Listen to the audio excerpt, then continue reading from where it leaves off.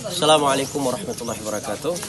Kaum muslimin dan kaum muslimat dimanapun anda berada, dan terkhusus para donatur yang telah menginfakkan sebagian harta mereka buat saudara-saudara mereka yang korban gempa atau tsunami di daerah Palu.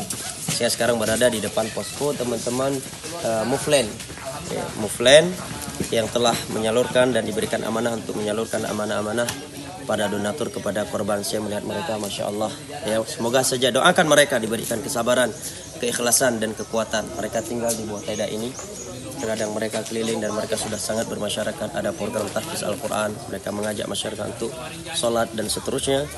Semoga Allah Jalla wa'ala memberkahi harta antum, ya, dan kirimkan doa antum untuk mereka di sini dan harta antum untuk kaum muslimin di sini. Alhamdulillah udah sekitar 5 hari Ustaz. 5 hari, di desa binaan Lombonga ini. Kurang lebih di sini ada 400 kakak ya. Ada 400 kakak yang kita tangani dari sisi bansos dan juga dari sisi kajian. Masjidnya sudah hancur. Kemudian teman-teman dari Muflen membangun mushola darurat untuk kajian, untuk tahfiz anak-anak Al-Quran. Bahkan mereka meminta itu ada tanah kosong agar kita membangunkan masjid. Kata mereka, Pak Ustadz, bangunkan kami masjid di pinggir Pate supaya tidak datang lagi tsunami kepada kami.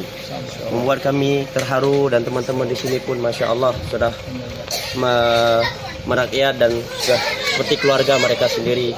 Ada juga program tahfiz Al-Quran, ya, di samping kita bagi-bagi sembako, ada kajian. Semoga donatur semua diberkahi oleh Allah rezekinya, anak keturunan antum dan keluarga antum atas apa yang telah antum berikan dari sebagian harta antum buat kaum muslimin yang ada di Palu. Wassalamualaikum warahmatullahi wabarakatuh.